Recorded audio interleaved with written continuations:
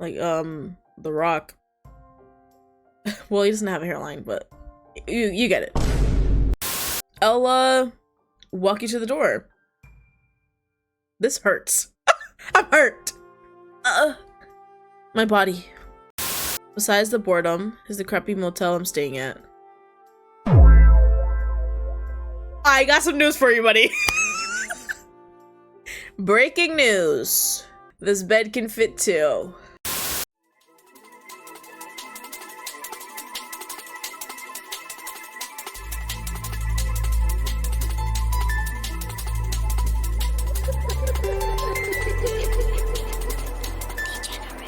Hello, my loves. I'm Degenerate, and welcome to Titan Arum.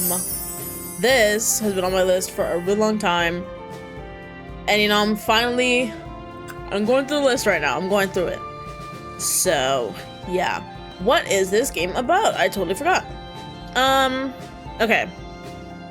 After years of being a ghostwriter on the road, you get the opportunity to finally tell your own story. When your plans change unexpectedly, you end up moving into your family's recently bought home while they're away on vacation. Through chance encounters with people from your past, present, and potential future interest, you explore the most pressing story you've ever told, your own. Yay! This was also requested as well, as it was in the list, so. Oh my god. I didn't notice that in the middle. Okay. No loads. I've had it downloaded, but I haven't touched it yet. Let us begin. Ooh, and put my preferred name? Sure. The sunlight hits your eyes through the small square windows in the far wall, and you blink awake. Your vision is blurred for a few moments as you blink the sleep from your eyes, then groan loudly as you sit up. You don't know exactly when you woke up, but more importantly, you're not sure when you fell asleep. This is a very spacious room we have. You never would have chosen to fall asleep at your desk, bent at the uncomfortable angle that you're now very much regretting. Unfortunately, you also can't say that this is the first time you fell asleep while working late into the night. And it won't be the last either. Your desk is littered with scattered papers, a swarm of various textures, colors, and sizes. Each page is marked with whatever writing tool you were able to get a hold of at the time. Crayons, pens, one instance of a marker that had smudged terrifically across multiple pages. It looks like you've been making a mess of it for weeks, despite you only being here for sub 12 hours. True to form, when you got in last night, you didn't unpack much. Your suitcase is open, shoved in a corner of the small basement studio. Your backpack is on the couch, completely deflated, and looking ravaged. It was the only thing you unpacked last night, resulting in the mask that served as your pillow last night. A ring of books border your desk, stacked high to resemble a fortress wall. There aren't nearly enough shelves down here. You stretch your stiff neck and rub the sleep from your eyes when suddenly, there's a sound from the floorboards above you, freezing you in place. A sudden moment of clarity washes over you. You realize that this must have been the sound that woke you, creaking steps above you in the main house. You're supposed to be alone. Uh-oh. You grab the old wooden bat your father affectionately calls the security system, and head upstairs. Jeez. Keeping a low profile. Your footsteps are quiet on the stairs. It's a good thing you took your shoes off. Your socks pad against the steps. Look at this big-ass house. Jesus. You round the staircase into the large foyer of the main house. The front door is closed, but your ears did not deceive you. You are definitely not alone. Who are you? They start visibly and whirl around. Oh. Okay. Oh my god, what was that sound? The person is very tall. Easily one of the tallest people you've ever seen. He's paler than most as well, his skin nearly pearlescent in color. His hair is a dark and disheveled mid-length cut, and his features, down to his jawline, are razor sharp. But there's one feature that really catches your gaze, his eyes. They're bright with a gold that reminds you of sunshine, and an intelligence that gives you pause. He's obviously surprised by you, but but he recovers quickly. His gaze rakes you. No, rakes. No.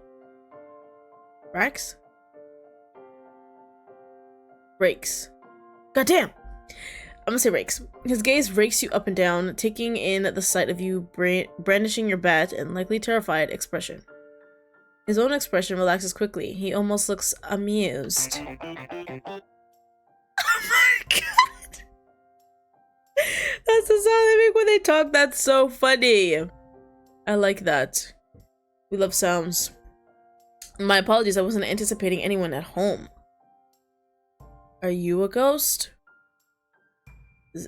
Right? There was a ghost that I'm supposed to be seeing? Or something? Yeah, Ghost Rider. Ghost. Oh, we're the writer. I literally read this. His voice is deeper than you expected. Too deep for the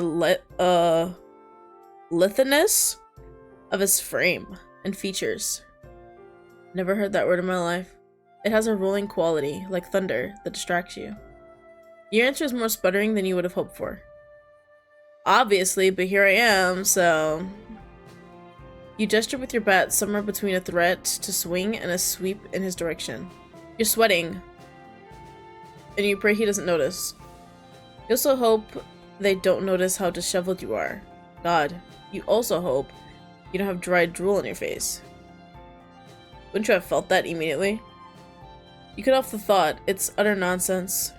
I'm gonna get out of here before I call the police. Or, wait, no. I called the police already, so don't make me use this bat. The lanky, frustratingly attractive person before you chuckles. Interesting note there. Setting another short circuit through your brain. It's a haunting sound. Not the loveliest you've heard. It's far too visceral to be lovely. Like the dry groan of a tree trunk snapping. That's gonna startle me every time. I'm very sorry. It seems there's been some kind of misunderstanding. He takes a step forward, his stance still unsettlingly relaxed, and slides a hand into his pocket. Okay, it only happens the first time, okay? I'm supposed to be here for the cat. You blink once, twice. For the cat?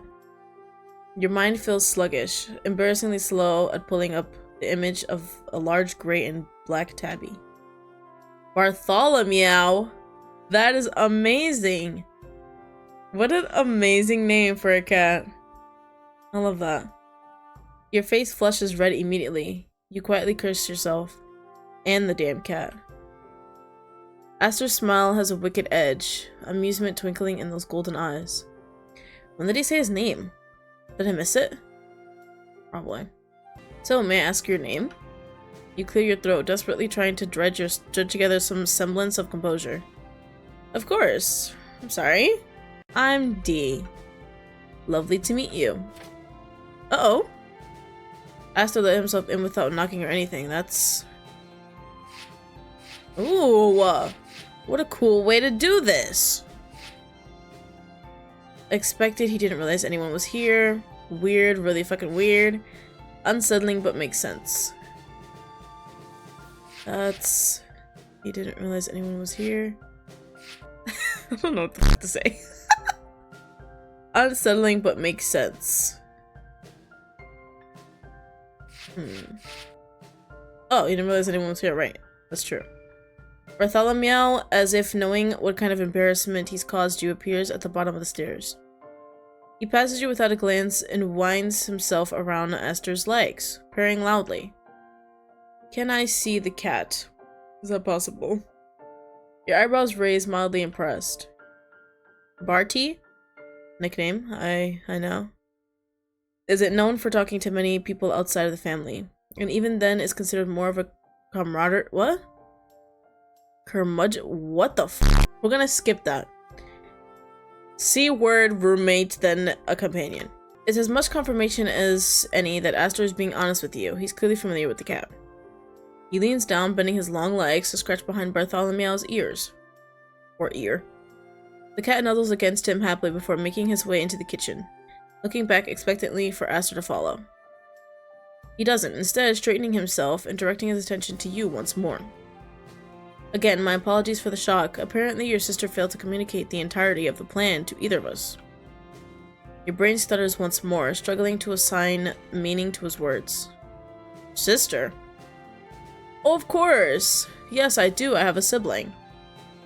You roll your eyes and finally drop your stance with the bat, leaning it against the wall by the front door instead.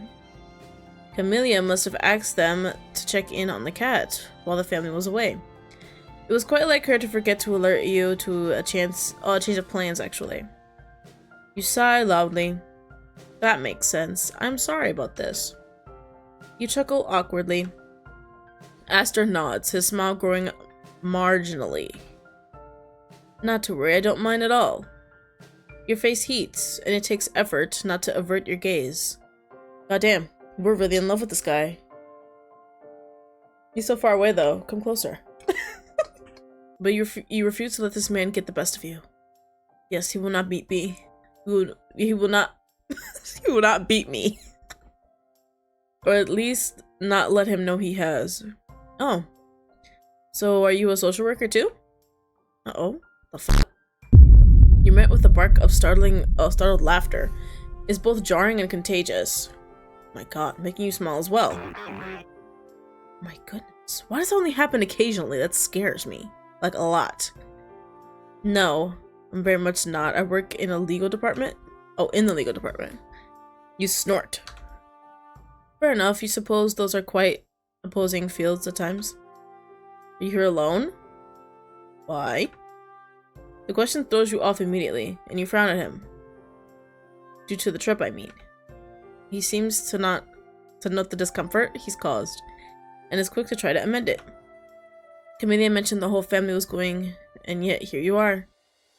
They all went to Europe, was it? Some kind of tour? Ah, yes. That. You let a long sigh out through your nose. You're definitely not bitter about that. Definitely not bitter. I would have loved to go to Europe. But, yeah, I mean, this house is pretty nice, so it's like, whatever. Yeah, unfortunately, I had a big project that overlapped a lot with the trip, so I wasn't able to go. But of course, my project ended early. How convenient. By the time I found out, it was too late to change the plans, so here I am. Stuck at home while my family gallivants through, I think it's Italy at the moment. I see, that's quite disappointing. You forget yourself for a moment and snort loudly, nodding. Sure is. In the following pause, you mentally throttle yourself for snorting like that. Embarrassing. You smooth your hands over your clothing, half smoothing wrinkles, as if you can somehow salvage this incredibly awkward introduction. Luckily, Aster is gracious enough to ignore your snort, just as he's been ignoring your disheveled state. And what do you do for work? I'm a ghostwriter. I get hired to do the brunt of writing on major projects. Ah. Books sometimes, articles, publications. I got it. This most recent contract was for a movie, and I had to be on location for the duration of it. Sounds quite glamorous. It's really not. It sounds much better than it is. Boring locations, a lot of work, no credits. The money's pretty good, if I'm honest. But I move around so much that it's not much use to me. I'd rather be in Europe, I guess, is what I'm saying. You trail off. Why are you oversharing to the stranger? Well, if you'd like, I can walk you through the routine for the cat, since I'm familiar. It's quite simple. That would be great, thank you. He walks you through the amply described simple routine for Barty. Bartholomew. Camellia has been known to go overboard for her cat, but it seems at the moment she has him on a very reasonable regimen of wet food. So how did Camellia rope you into taking care of her cat? You smirk at him a little. She's your sister, and the cat is in the house you'll be living in for the foreseeable future. So it made perfect sense for you to take care of Bartholomew. But some not quite co-worker friend? A lawyer nonetheless? Well, as I'm sure you're familiar, Camellia does not make it easy to say no to her. You chuckle. You were very familiar. But if I'm being honest, she did persuade me in part of the idea that I might get to meet you. Really? What's she doing? Camellia? Naughty, naughty. Your eyebrow shoots up in into your hairline. Like, The Rock. Well, he doesn't have a hairline, but you get it. And you don't even want to guess how red your face just flushed. Very based on the feeling of it. Very? Oh, I read that wrong. Very based on the feeling of it. Stupid. Aster was not polite about this particular show of embarrassment. In fact, he seemed to enjoy it. How interesting. Creepy as hell. She talks about you often, and I'll admit I was quite curious about you. You look at your hands, focusing very hard on the rough edge of your thumbnail. Well, I do apologize that you were so aggressively conned. Conned. Hopefully you can get some kind of work reimbursement. What are you even saying? This is horrible. Abort mission. You need to get out of here. I don't think that would be necessary. I'm finding it to have been very worthy of my time, he says flirtingly. You genuinely hope you burst into flames. So you don't have to make eye contact with Aster with your face this intensely red. Well, it must be white, just like him. Your face may have actually turned purple by now. Oh, well, never mind. And what you're starting to suspect is a very rare act of mercy. Aster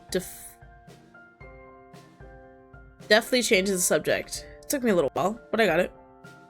I only moved here a few months ago. I must admit, this town is much quieter than I typically prefer. I usually find myself drawn to cities, but I chose to live nearby to shorten my commute. Perhaps you can enlighten me on some local entertainment? Sadly, not likely. This town makes small towns look busy. It's barely a town at all. Everything is so far apart from everything else. So you're a seasoned local, I take it? Yeah, the house is new, but the town? We've been here as long as I can remember. And I wasted very little time running for the hills.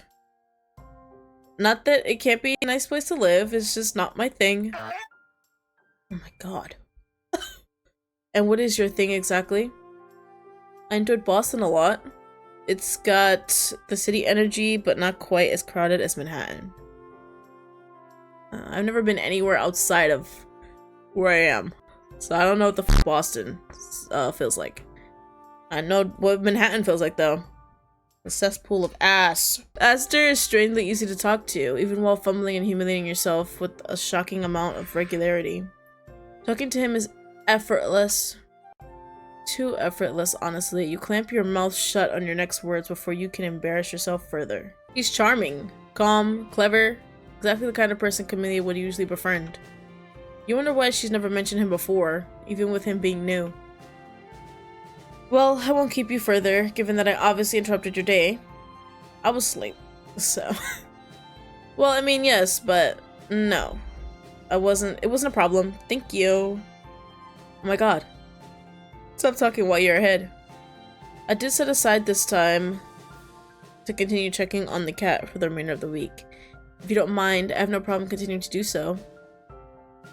It's tempting to say yes, just to have him by again, but it's so much of an imposition that you can't bring yourself to agree. No, I couldn't ask that. Thank you, though. It's very kind of you. Aster acquiesces. Got that on the first try. And heads to the door. You walk with him, already making mental notes to ask Camellia why she hasn't talked about him before. They must get along pretty well for her to talk about her family with him. It was a genuine pleasure meeting you. I hope our paths cross again soon. You've collected yourself enough to at least not flush completely, maroon at this, and sputter out a goodbye. Bye. With your unexpected guest now gone, you head down to get ready for the day. Traveling yesterday was exhausting, and you can't shake the feeling that you didn't sleep at all. Probably thanks to sleeping at your desk rather than a bed. You finish unpacking the majority of your clothes, tossing dirty clothes into one pile, clean into another. You want to wash up, take a shower, refresh yourself.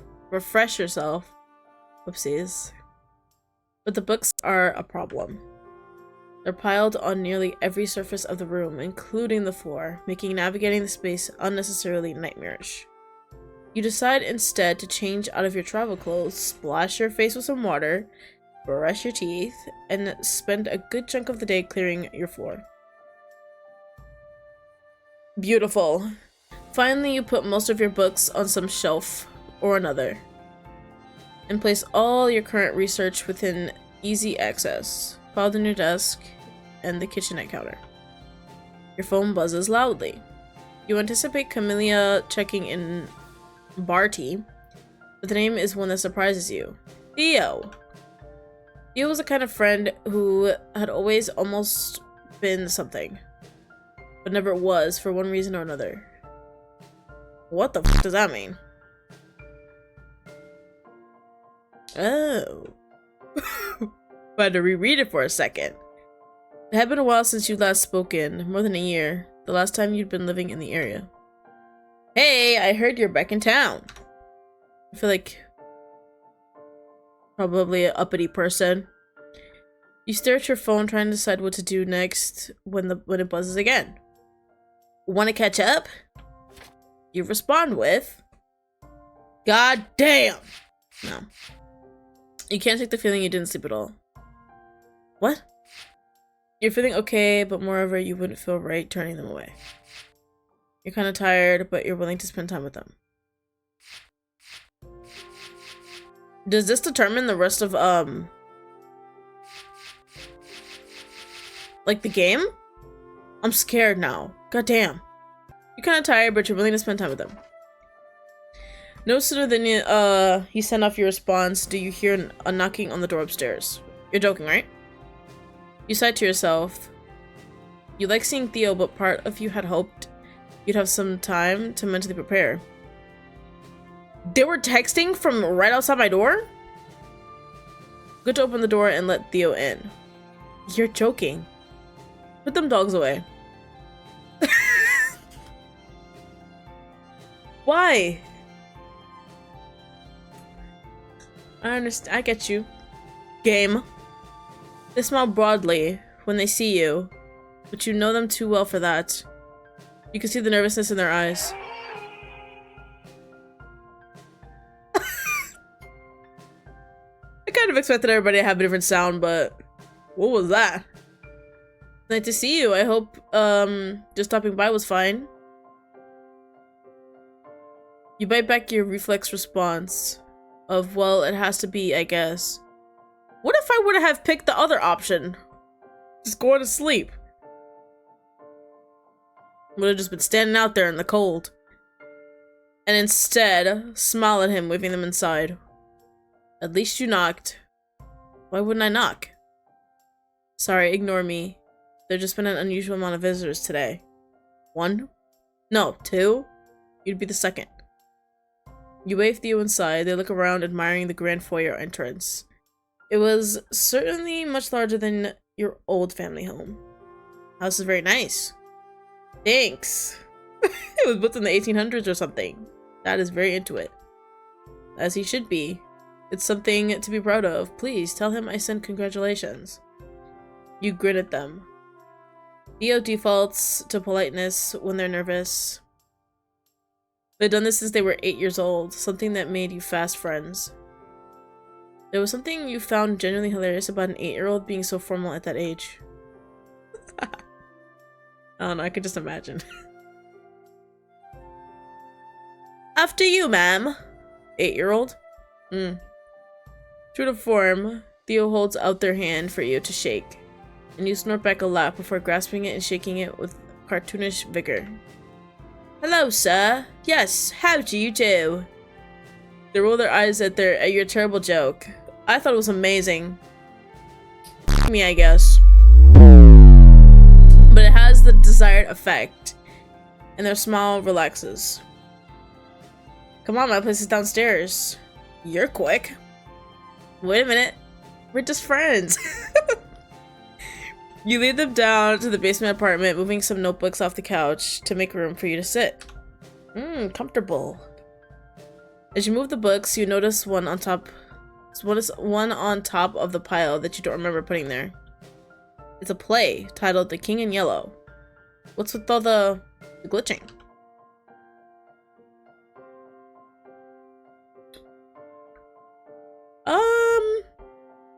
right? Was that supposed to be like that? It's a book titled The Shadow Over Innsmouth. Okay. You hold it a moment longer before placing it off to the side again. You feel like you're forgetting something. You want to remember, but it doesn't matter right now. Oh. I see you're still traveling with all your bags. Books. Books. This isn't all my books. Oh. I see. Very funny. You roll your eyes at them and take a seat. How was your trip? You smile stiffly. This is the difficult part with Theo. Despite the fact that you've been friends for more than 2/3 of your lives, every meeting after time apart feels like this. Awkward. Oh yeah, I love that. Oh my gosh, give me more. Forced. It's hard to remember in these moments that won't stay that way, but it's true. Eventually, it goes back to normal and you're so glad to have them in your life. How about we stop having this happen then? Surprise! This, though, this was by far the longest you've ever gone without talking. Regularly, at least. It was long, tired. It's nice to be back. I'm glad the project is done. It was not my favorite. You can see the question form in their mind, almost form on their tongue. Then why go? Why go so far for so long?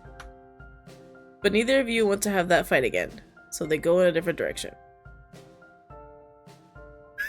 There was a fight? What? Context. I'm glad to have you back. I'd love to go back to seeing you more often. Me too. There's a slightly too long pause. So how long are you back then? They're trying to be neutral about it, but you can see how nervous this question makes them. I'm actually going to be around for a while. I don't plan on taking on any new projects anytime soon. Really, why not? You love to travel. Right. You smile at their sincerity. Your wanderlust, yep, may have been the cause of many fights. But they never deny you of it. Yeah, I do, but I'm tired of working on other people's ideas.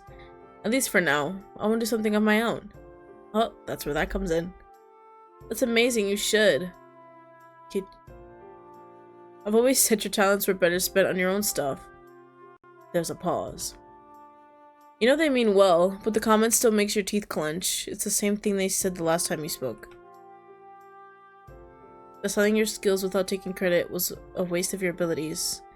Like you're participating in some grand deception of the public. Yeah, I know. Anyway, how was work for you? I feel like that sound is a part of a song. I could hear it. Actually, it's great. That certainly wasn't the answer you were expecting. For years, Theo had been working a job where they hated their boss, their work, basically everything but the paycheck. I left my old job, obviously, if things weren't going well. I ended up reaching out to, remember that restaurant on Carmen Street? The one with the fire last year? You nod. Well, this woman, her name is... Well, it doesn't matter. Does it? You sure? Well, she bought the restaurant and completely remodeled it. She bought on a new executive chef, and they bought me on as their chef de pâtissier. Okay. Fancy. Or does that say chief? No, has an I in it. Your grin is genuine. You feel the relief flood through you as the awkwardness shatters. Finally. That's amazing. You've wanted this for so long. I'm so proud of you for going after it. Thanks. Yeah, you're right. Let me just scratch the back of my neck real quick. And I should have told you about it right away, but I want to see the look on your face. It makes it feel more real. Look at you. So adorable. You take their hand in yours and give it a firm squeeze before pulling it back into your own lap and clasping their hands together. Oh, your hands together. It really is different when you love what you do. I'm sorry I didn't understand that before. Your smile falters slightly, but you manage to keep it in place. That's okay. You get it now, right? They proceed to tell you every detail of their new job, including several... Yes, that go over your head. Like the ideal baking soda to baking powder ratio. Okay. So what's the D project? Let me tell you. The question comes out of nowhere, and for a moment you're too surprised to answer. Theo answers, never asks about your writing. You're working on a... Okay. Horror play script. I don't know why I f***ed up there. Tragic screenplay. Mystery novel. We all like a good mystery. Wait, no! Did that no, stop. Did that determine who I get in the end? Because I still haven't figured out how to do that. I feel like these choices are gonna lead to a specific person, and I'm gonna be pissed who I get. I'm gonna be scared. You know what? I think I'll be fine with whoever I get. Everybody seems like they're super cool, so I don't care. I promise. I love a good mystery, especially the ones with supernatural origins or an unknowable or unknowable things. It keeps it interesting. It pulls all the magic from it if it's all spelled out and explained. As some human doing some human thing, and wow, I'm talking a lot. I'm sorry. Mystery sounds good. Normal level of enthusiasm here. Lovely. I am going to do something bad. You're laughing too hard to hide it, and they grin awkwardly, waiting out your amusement with flushed cheeks. Oh, my fingers. Theo glances over and sees a book on the table, plucking it up. Okay. Wedged between the pages is the bookmark you've had for several years. It's a series of cut-up plane tickets, all taped together, each trimmed down to show only the date and destination. Current read? Research, I take it? Totally. You fight the urge to snatch the book from their hands. You're not sure why it bothers you so much that they hold it. Your fingers twitch in your lap. Yeah, I'd say research. What? What is this book? It's an interesting one. It's hard to explain, though. One of those unknowable horror books, you know? But I don't think you'd like it. It's too scary. You force a smile and they nod, placing the book down between you. You grab it, holding it in your lap, and running your thumb over the pages. The book is soft from wear and age, and pieces of paper sit loosely pressed within it. I read something that had a similar vibe a few weeks ago. I bet you'd really like it. I could bring it for you at some point, maybe. You smile at them and nod. That'd be great! That sounded like hardcore sarcasm. A yawn distorts your last word. Oh, whoopsies.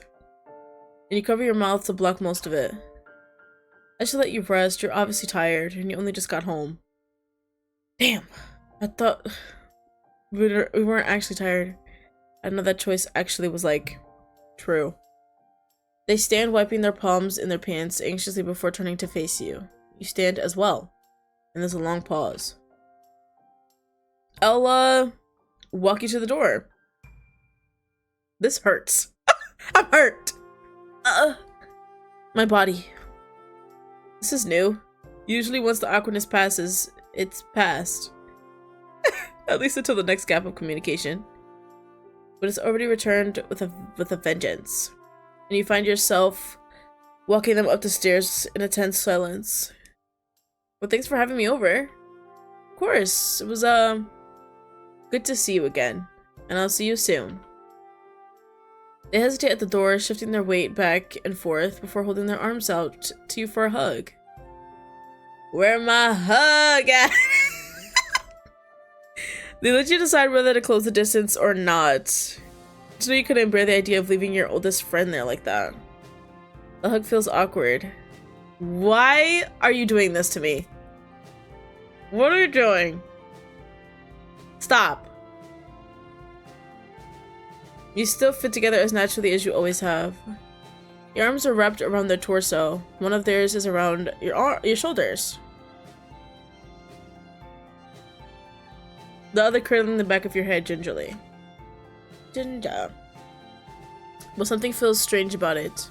And you have a suspicion that it has to do with how loudly their heart pounds in their ribs. You head back downstairs, flinging yourself onto the bed. It's the first time you've actually laid on it, and it's surprisingly comfortable. You roll over and are about to take an ill-advised, far too late in the day to be a good idea nap. Great. When your phone buzzes. Oh my gosh. You don't bother containing your loud groan before you grab it. Now what? God damn. What time is it? Shit. This time it actually is Camellia. Okay, never mind. Sending you pictures from the trip, you scroll through them with a half smile on your face. Why would you do that? Most of them are your dad trying to pretend to hold up the Leaning Tower of Pisa, failing, and looking like he's subsequently on the brink of being crushed by the landmark. Your mom is visibly in the foreground, blushing furiously, and definitely pretending not to know your dad. The top of Camellia's forehead and one eye is visible on the bottom left corner of some of the pictures. You assume she was trying to take both a selfie and capture your parents' antics in the same photo. You feel an odd tug on your heart. Because yeah, I wish I was there, Camellia. A pain that tugs down at the corner of your mouth. It's almost like loneliness. Yeah. But of course we don't want to be with Theo. Because it was so awkward. Oh my god. So awkward. This is so awkward. Maybe if you don't say it, it won't be. That's just a guess though. Being left out, maybe? No. Not for the first time. You wish they could have planned their trip just a few weeks later, so you could have gone too. Aww. You close the conversation out without answering her. The rest of your evening passes uneventfully. Bartholomew made his first appearance since Aster had left, refusing to enter the studio and choosing instead to cry loudly from just outside the door. Lovely. We love when cats do that. That's my favorite in the world. You try to go out and gather him, but he refuses to let you catch him. Must let's bring him into the studio apartment. What? Why, kitty? Upon giving up, he inevitably returns, yelling once more and pacing by the stairs. What the heck? You follow him up the stairs, wondering if maybe Barty is going to lead you to what he wants. But he simply races around the foyer, meowing painfully? Like, oh, plaintively? What the hell? He sounds so distressed that it upsets you, but you're hopeless. You don't know what he wants. Finally, he goes upstairs and you give up. What was that, Bartholomew? Maybe he just misses Camellia. Cats don't understand the difference between gone for a while and gone forever. That is true. It's late and you still haven't eaten, but to be honest, you're really not hungry either. You? What do, you? Force yourself to eat anyways, at least something small. You're good, no need to force the issue. You'll eat when you get hungry. So wait, we're not hungry?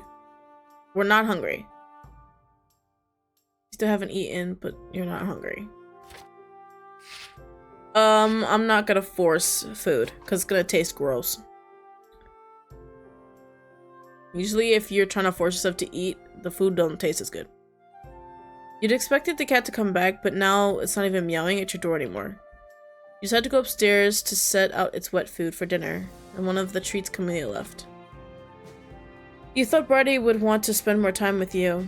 It's been a while since you were around him, but he always liked you. Liked or licked? Oh no, liked.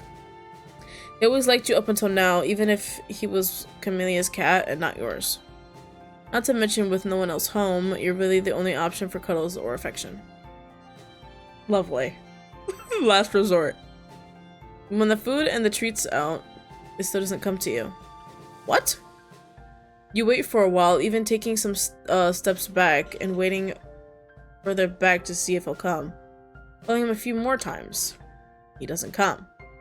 Although you hear the sound of him scampering around upstairs, playing with something.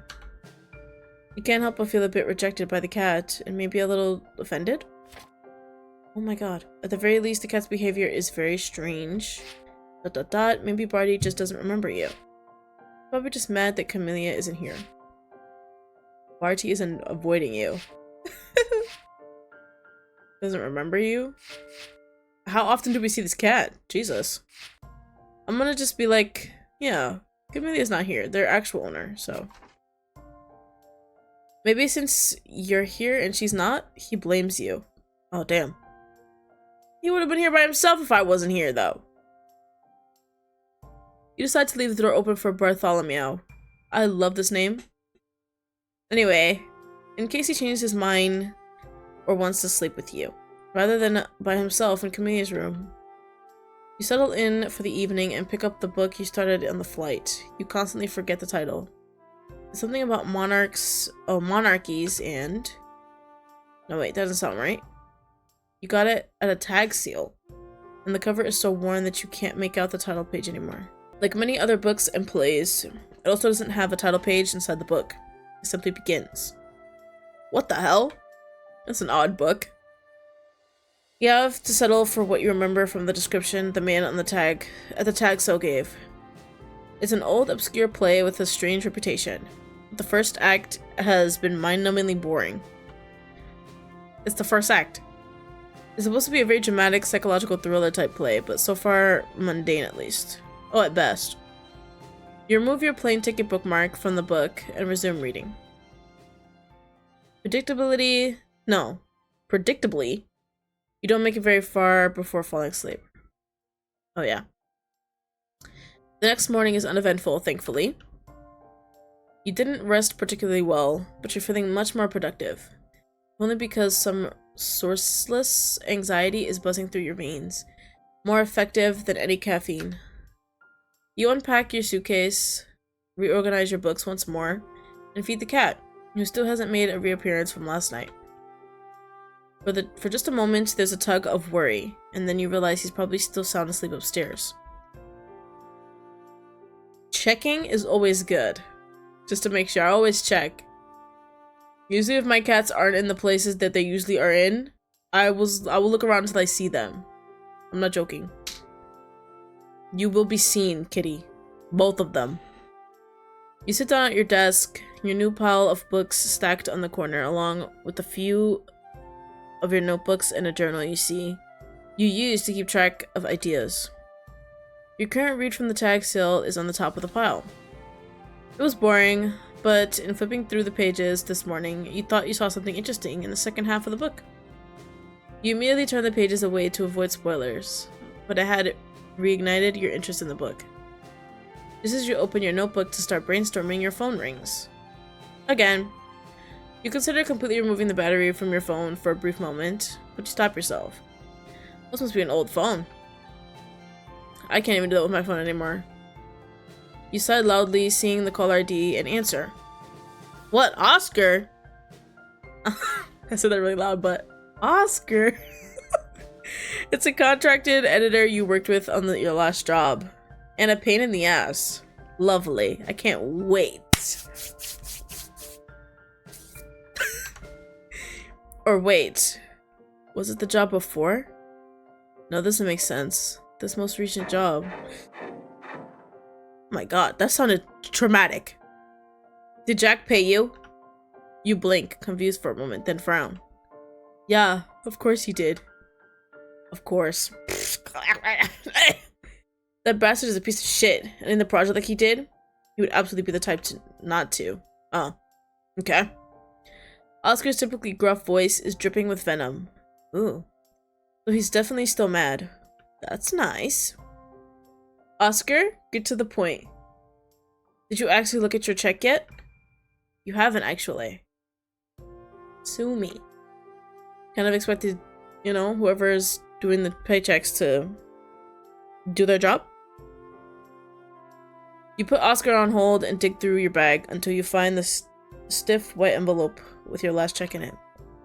Opening it, you immediately spot the problem and groan loudly. You take Oscar off hold and shoulder the phone to your ear. You gave me your check instead of mine.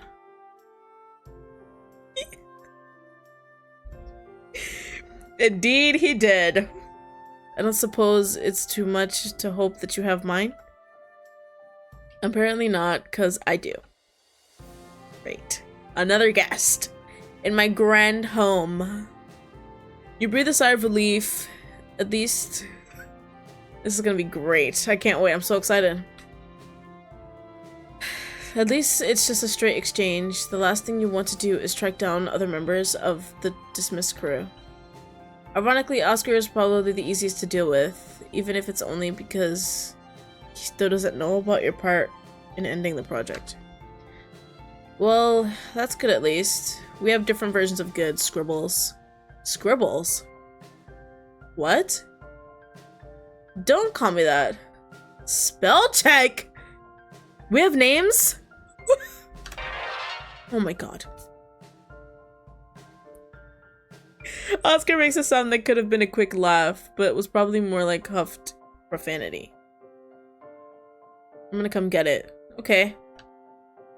Your eyebrows shoot up. That you did not expect. I'm home. Yeah, no shit. I'll be there in 15. What? Huh?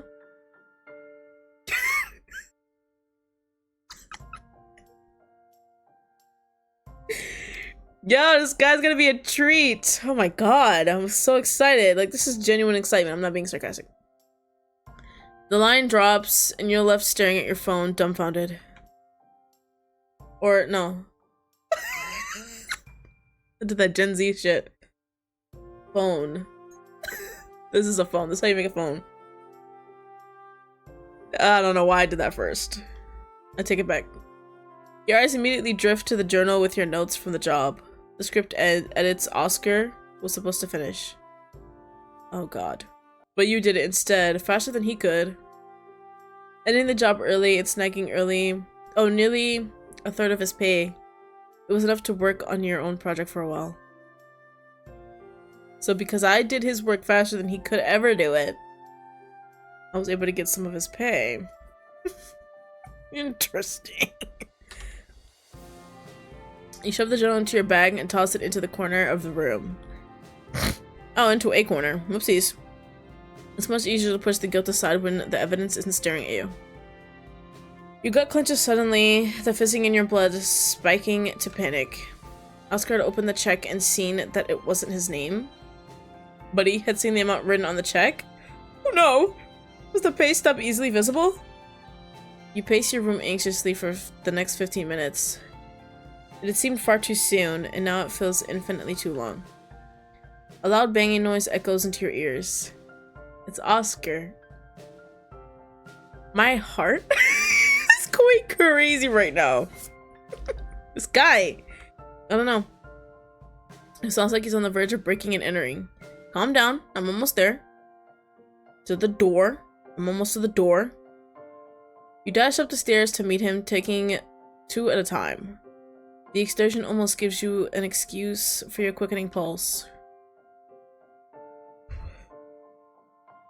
Opening the door, you're immediately reminded of exactly how huge Oscar really is. Thank you for that note. While working on set, you were both usually at a vague distance, only interacting when you'd fight about the script. Or who finished the coffee without refilling the pot. He fills your doorframe, perhaps even more so because his arms are crossed and he's glaring already. How'd you get here so fast? Oscar rolls his eyes, ignoring your question entirely and looking around the foyer with an arched brow instead. This is some house, huh? I guess.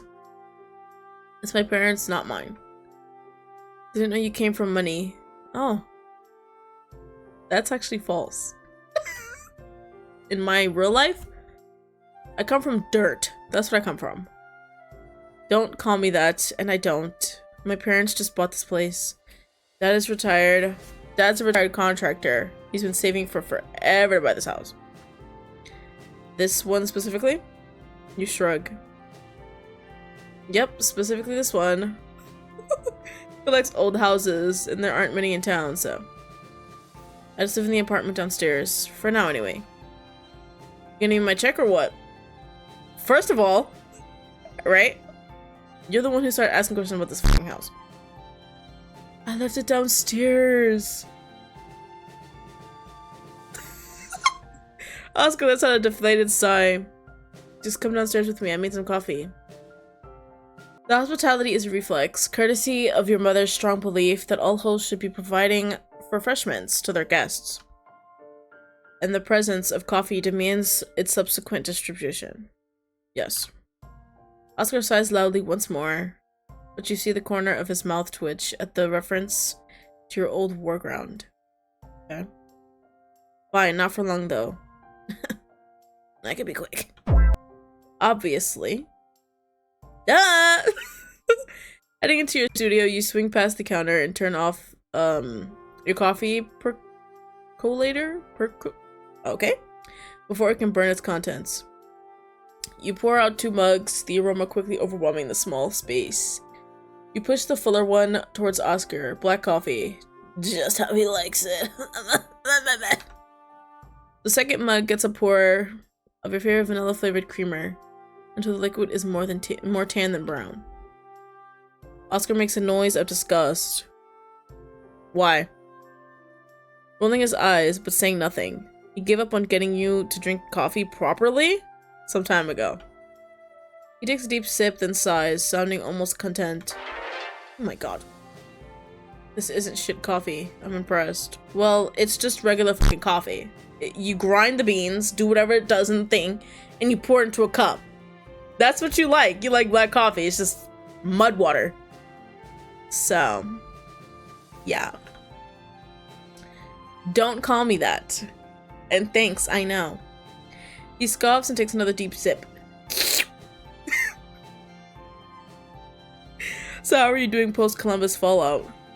You shrug, not wanting to talk much about Columbus.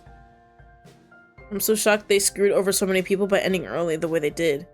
I mean, I understand wants to cut costs overall, but... Little angry guy over here. Well, not little. Clearly.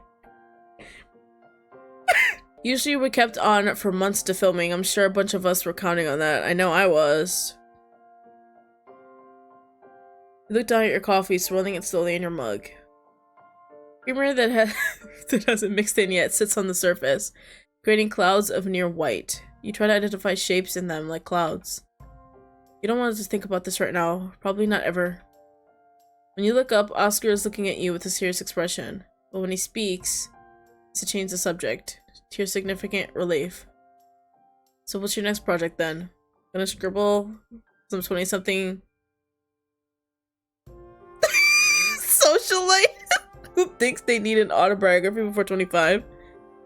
You snort. He sounds like Theo. God forbid those two ever meet. Just move on. No, actually, I'm gonna take some time away from ghost writing. Bitch. I'm hoping to get my own project off the ground. Oh, really? You raise your eyebrow back at him, but to your surprise, he smiles a few moments later. This guy is... Glad to hear it. I think you do well with your own piece. Let me know if you need an editor. Lord knows I've got time. I bet you do. Your mouth hangs open and it takes you a solid few minutes to regain control of your jaw. Wow, really? Thanks, Oscar. I'll take you up on that. Damn, Scribbles. I offer one favor and you drop the name calling just like that? Damn! Had I known you were so easy to please. What? There's something absolutely sinful, and now he lets his voice trail off. How gravelly his tone becomes. Your face flushes in a way that you don't like or understand, forcing you to look away for a few moments to gather yourself. What about you? What's next? You feel him still smirking, still watching you. Hawk. Right, next for me. The tone draws your eyes back to his face. There's some broke rage happening in the next town over. Sale of land between the town and a major corporation moving in. I'm editing the contracts for the sale. It's thrilling work, I assure you. You're not sure what to say, frowning and gripping your coffee cup tighter. Your fingertips ache slightly with the presence. Don't look at me like that. Like what? I wasn't looking at you like anything. You absolutely were looking at me like something. Not a big deal, really. It's a boring little job, but the pay's not bad at all. Worst part of the whole deal, well, besides the boredom, is the crappy motel I'm staying at. I got some news for you, buddy. Breaking news. This bed can fit two. I'm being generous. I'm just being nice. I don't want anything in return, I promise. Promise. Is the one off the main road coming into town? He nods and you wince. Crappy motel indeed. Yes, so we know of it. It'd be nice if we offered our very comfortable bed that we mentioned was so comfortable earlier. I remember. You remember. He gonna remember. So, let's get it done. Yep, I see you're familiar. You chuckle a bit and shrug. You could say it has a reputation. For what? Actually, no, don't tell me. I don't want to know. In fact, I have at least another week and a half there. I get the impression that it's imperative for me not to know. You laugh, unable to contradict him. And he grins at you. Well, I should get going. Get out of your hair and all that. Okay. He tosses back the rest of his coffee like it's a double of vodka. And he can't help but shudder at the sight. Ooh. That's scary. Your mouth unpleasantly fills with saliva at the thought of drinking so much black coffee so fast. You go and get his check and then hand it off to him. I'll walk you up. Thanks for the coffee. You're welcome. I'm not gonna say that part. As you get to the top of the stairs, he looks around, looking deep in thought. This house is has very unsettling vibes. Okay. You stare at him, taken aback. What are you talking about? You can't feel it? It's very disconcerting. Spooky even. Creepy. You know, it'd probably be a great setting for your book. You like that kind of stuff. You're not sure how he knows this about you, but you're more focused on him calling your parents home creepy. That's incredibly rude of you. He crows with laughter, shaking his head. Well, my apologies to the house and its ornery. Ornery? What the fuck does that mean? Ornery occupant. It was not my intention to offend. You roll your eyes. Oscar offends so many, so frequently, that you have a hard time believing that. By the way, how did you know where I lived? Uh-oh. His gaze becomes focused, piercing. He looks you directly in the eyes with an intensity you're not sure you like. It's written on the check. Okay! He watches your reaction for a long moment before he tabs the envelope. Oh, taps. Whoops. The envelope with his new check against your forehead. He opens the door and is about to step out when he turns to you. Really though, this would be a great setting for your project. It feels like something here is waiting to devour you. Okay. Well, I mean, you're still on the property, so would that technically count towards you? Or what are we doing? You stare at him wide-eyed. You feel found out. Somehow you glare at him. Huh? Get out. He grins again. Mimes tipping an invisible hat in your direction and is gone. That's unfortunate. You slam the door behind him. Bastard. That's how you know we're in love.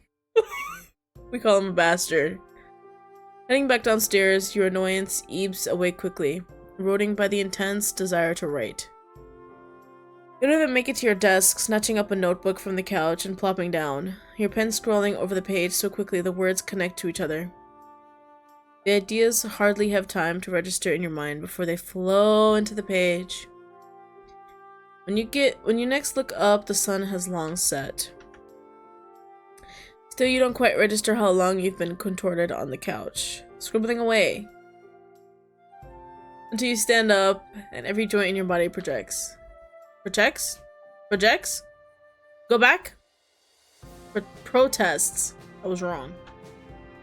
You stretch and groan loudly, which seemed to alert Bartholomew that you have returned to the world of living. You hear him start to meow loudly from the top of the stairs for his dinner. You head upstairs to placate the little beast. He waits at the top of the stairs, mouth open and a little pink nose upturned as he cries, seemingly oblivious to your approach until the final moment.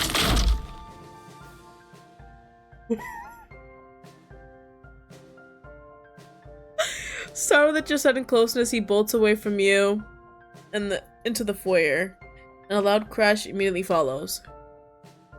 Bolting up the last few stairs, you round the corner to see what made the noise. Bartholomew is nowhere to be seen, but the contents of the hall table have been sent scattering. Okay. I don't know what that was all about. Most of the table is set to rights easily enough, except the family portrait taken after you got your first ghostwriting contract and were about to cross the country. It was an old picture, Camellia in her graduation cap and gown, at Mom's instruction, you holding up the contract with the same pose that Camellia cradled her college degree. The frame had fallen, although the heavy frame itself had stayed intact. Okay. It was made of some kind of burnished metal, meant to look like solid silver, but felt much too heavy and much too hard to be real. The glass, however, had cracked. A jagged crack from the corner to the middle pane, and then spiders. Spiders out. Loose pieces threatening to spill everywhere. Carefully open the back of the frame and remove the picture, so it isn't cut by the loose glass. As you do, you notice that the corner of the picture has a dark red, almost brown smudge on the bottom corner. You frown, rubbing your finger over it. Oh my god. It's like blood. How is that possible? Did you cut yourself? You glance over your hands. You don't think so? A little glitchy there, though. Rubbing at the picture again with your fingernail. You shift the photo back and forth. You can't see the blood mark anymore. Oh. Just a slight reflection of the hall light against the smooth finish of the picture. You put the picture down on the table and take the frame to the kitchen, barely keeping the pieces of glass in place. And append? I don't know. Append the glass pane from the frame into the garbage. Pleased with the ease of the cleanup, you put the metal frame back on the hall table next to the picture. It's void of its pane, but still perfectly intact otherwise. You put Barty's food in his bowl and call him, even trying to tempt him by shaking his treat bag, but it doesn't reappear. Is this cat eating? What's going on here? He was probably spooked when he knocked the frame over. You roll your eyes at his cowardice. You're briefly tempted to go check on him. He's probably just hiding in Camellia's room, when your phone starts making a loud chirping noise from downstairs. Are we never gonna check on this cat? You find your phone and shut off the alarm. Odd, you don't remember setting it. It's simply titled Edits. Probably something to do with the project in Columbus. Uh-oh, the forsaken Columbus project. You run your tongue over your teeth, briefly wrestling with some unsettling feeling in your stomach before deleting the alarm completely. You turn your attention to your desk, trying to find the best way to sort all your books. Somehow you've made a complete mess of them already. As you shuffle through, some scraps of paper fall out of one of the books, scattering across the floor. You stoop to pick them up, looking through them. These are notes from the last project? You frown, something feels off. How did they get in that book? You don't remember putting them there. What is so crazy about this project? I'm scared. The content between that script and this book are completely different. You wouldn't have used a horror story for a reference for the Columbus script. Makes no sense. Trying to make sense of it is starting to give you a headache. When you put the book and the notes on your desk, it doesn't really matter anyway. Right? You rub your temples, tired, and decide to call that a night. You change to pajamas, set up your laptop, and put on your favorite show to help you fall asleep. What? Takes a few hours of candid laughter, but you finally doze off. You sleep through the night fitfully, never fully succumbing to rest. You jerk up, every sense on high alert, trying to figure out what's setting off your internal alarms. Your eyes snap open, your body lurching with panic before your mind can catch up to the why. Hello? Hello? You sigh loudly, relief flooding your system. Just a minute! You throw some jeans on under your pajama shirt, taking deep breaths as your system tries to come back down from the jolt of adrenaline. By the time you head upstairs, everything except your heart seems to have gotten the memo and slowed to a reasonable pace. You're back! Hey! Good morning. Your voice is still raspy from sleep. Your words a groggly mumble. You look like you didn't sleep well. You blink a few times, letting your brain catch up. Did he just say you look tired? You frown slightly. He's not wrong, but it's still a pretty rude thing to say. Although the way he says it makes you feel like it wasn't intended as much. Yeah, well, I guess I've been pretty tired lately. Probably jet lag from traveling. You shrug. I've been a bit of a mess all around, actually. I keep misplacing things, losing my train of thought. You force a chuckle and bite your tongue before you embarrass yourself further. Was it about this person that makes me want to overshare like this? Oh, what is it about this person? It makes your cheeks warm. Well, I'm sure it doesn't help that I've rudely awoken you twice. Your next chuckle doesn't have to be forced. Okay. And you shrug, waving away his comment. I realized last night that I still had the house key, and I don't have your number. I thought I'd swing by and drop it off. I shouldn't have let myself in, though. I apologize. I knocked several times, but when I didn't get a response... It's okay, you're fine. I'm just jumpy lately. Probably from staying in this old-ass house by myself. Let me make it up to you. I'll make us breakfast. No, I couldn't. Please, it's the least I could do after catching you so entirely off guard. Twice. They look up and down as they say this, distinctly seeming to eye your pajamas to make their point. You cave. You're not particularly hungry, but you appreciate the gesture and find yourself soothed at the idea of spending time with Aster.